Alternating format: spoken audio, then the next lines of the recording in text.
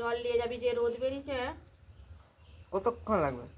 কি করে জানবো, তোর মাম্মি সেখান থেকে বেরিয়ে ফোন করবে। দেখলাম ব্রোকলি, দেখো কেমন সর্ষে ফুলের মতো ফুল ফুটে গেছে। রাধে রাধে বন্ধুরা, শ্রাবণী ফ্যামিলি ব্লগে সবাইকে সুস্বাগতম। তোমরা সব কেমন আছো? ঈশ্বরের কৃপায় সবাই তোমরা আশা করি ভালোই আছো। আমরাও মোটামুটি সব ভালোই আছি। দেখো, আজকে আমার ছেলের টিউশন ছিল, তো আমরা আজকে খুব সকালে উঠে পড়েছি। তো উঠে ছেলে টিউশন চলে গেছে, মেয়ে সেই রুমটায় শুয়ে আছে। তো আমি এই রুমটায় এসে একটু বিছানার চাদরটা অনেক দিন হয়ে গেছিলো, তো ভাবলাম একটু চেঞ্জ করে নিই। তো সেই জন্য এই বিছানার চাদরটা একটু চেঞ্জ করে নিচ্ছি। দেখো বন্ধুরা, এই সুতির বেডশিটটা পেতে নিলাম, কিন্তু এটার একটু কালারটা কেমন হয়ে গেছে, কিন্তু তারপরেও কিন্তু সুতির জিনিসের মতো কোনো জিনিস যেন মনে হয় ভালো। এদিকে এখন সব হরহরে চাদরগুলো উঠেছে ঠিকই, সেইগুলো পাতলে কালারফুল লাগে, কিন্তু শুয়ে মনে হয় আরাম লাগে না। তবুও বর্ষাকালে আরে ঠিক আছে, কিন্তু গরমের দিনে তো মোটেই নয়। গরমকালে মনে হয় যেন একটু সুতির বেডশিট, সে কালার যদি নাও থাকে তবুও মনে হয় যেন শুয়ে কত আরাম। তো যাই হোক, আমি বেডশিটটাকে সুন্দর করে বিছিয়ে নিলাম। বিছিয়ে নিয়ে আবার একটু ঝাড়ু দিয়ে টান টান করে ঝাড়ু মেরে নিচ্ছি। দেখবে বাচ্চারা যখন নিস্তব্ধে থাকে তখন এক মনে কাজও করা যায়, আর না হলে ও এক বলবে সে এক বলবে, তখন ওদের কথা শুনতে শুনতেই আর কাজের দিকে যেন মন বসে না। তো যাই হোক, এইভাবে আমি বিছানাটা গোছ করে নিয়ে গোটা বাড়িটা ঝাঁট দিয়ে দিলাম। দিয়ে তারপর গেটের কাছটায় পাপোশগুলোকে সরিয়ে তারপর আবার এখানটা ঝাড়ু মেরে নিচ্ছি। প্রত্যেক দিন আমি ভাবি বিকেলবেলা ওই 4টে-5টা করে তো ঝাড়ু মারা হয়, তারপর থেকে আমরা আর বাইরেই বেরোই না। কিন্তু তারপরেও রাতের মধ্যে এত ধুলো ঘরের মধ্যে আসে কীভাবে, আমি সেটা সবসময় বলি। তো তোমার দাদাভাই বলবে কি না যে ধুলো থেকেই তো মানুষের জন্ম, আর ধুলোতে গিয়েই সব কিছু, তো ধুলো তো যেখান থেকে হোক আসবেই। তো কথাটা ঠিকই, কিন্তু তবুও আমি ভাবি যে সারাদিন যেমন তেমন আসছি যাচ্ছি ঠিক আছে, কিন্তু রাতের মধ্যে ধুলোটা কোথা থেকে আসে। তো যাই হোক, যেখান থেকে হোক আসে, ঝাড়ু তো মারতেই হবে, কারণ নারী যদি পরিষ্কার পরিচ্ছন্ন না হয় তাহলে কিন্তু সংসারে কোনো দিনই উন্নতি হয় না।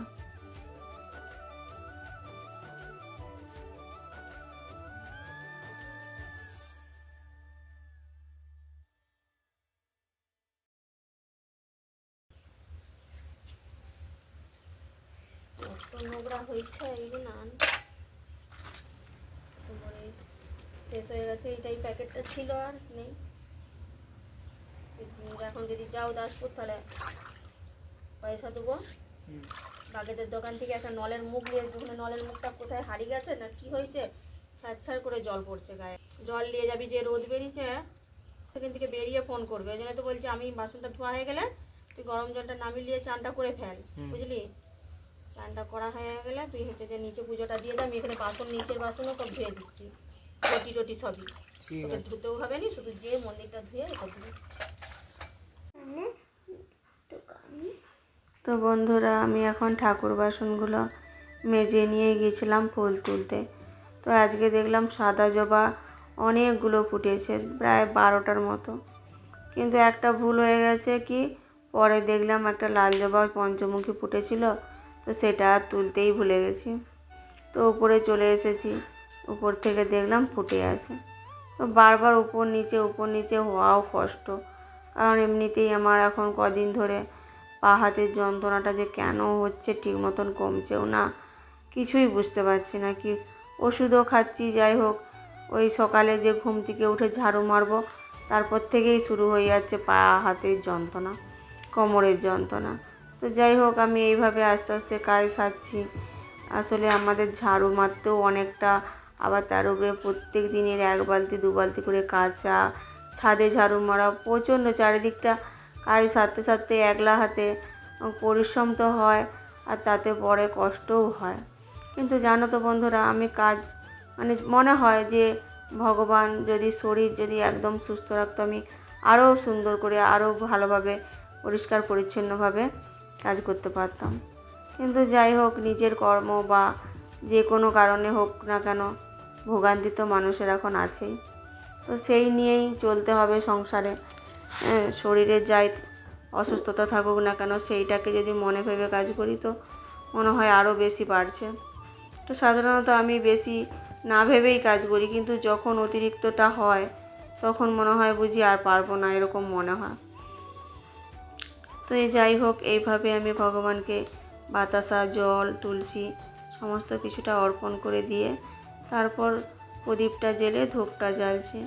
তো ধূপ জ্বালতে গিয়ে দেখলাম যে ধূপটাও প্রায় বাড়ন্ত হয়ে এসেছে। তো যাই হোক, কালকে একটু আনতে যেতে হবে ধূপ, অনেক কিছুই বাজারে প্রায় নেই দেখেছি, তো সেগুলো আনতে যেতে হবে। তো এইভাবে আমি ভগবানের পুজোটা ফুল, চন্দন, তুলসী দিয়ে সেরে নিচ্ছি। আসলে সবাই তো চায় মনে মানে মন দিয়ে ভগবানের সুন্দর করে পুজো করতে। দেখুন বন্ধুরা, আজকে আমাদের রান্না বান্না হয়েছে, কাল থেকে ভাত খাওয়া নেই, তো সেই জন্য আজকে তাড়াতাড়ি রান্না করে খেতে বসে গেছি। আজকে রান্না হয়েছে সয়াবিনের ঝোল, শাক ভাজা, মেথো শাক ভাজা, আর সেদিনে শাশুড়ি মা পাঠিয়েছিল আর কুমড়া শাক পাঠিয়েছিল, তাকে আলু বেগুন দিয়ে চচ্চড়ি। আজকে আর কিছু বানানো হয়নি, এগুলোই আজকে মেনুতে আছে।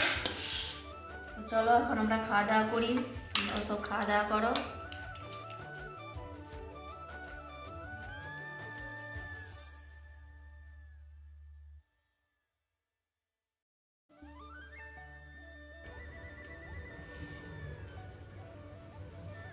আর একটা হয়েছে, কিন্তু সেটা অতটা ফুল ফুটে গেছে, কি এটা কে জানে।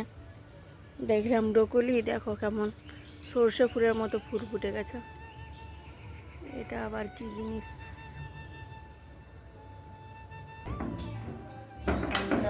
আমি চা খাচ্ছি, সবাই চা খাচ্ছি একসাথে, আর তার সাথে শসা, গাজর, মটরশুঁটি সব রকম দিয়ে মুড়ি মাখা করেছি।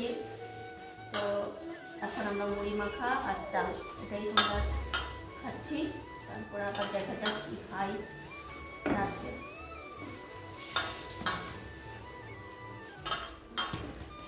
কি হলো? আমি কাটতেই পারিনি। বল আছে। রাত্রে বানিয়েছি রুটি, আর দুপুরে সয়াবিনের তরকারি ছিল, তো সেইটা দিয়েই খাবো, কারণ আমার মেয়ে দুপুরে স্কুলে খেয়ে এসছে, ও খায়নি, তো বেশ করেই বানিয়েছিলাম কারণ রাত্রে খাওয়া হবে বলে।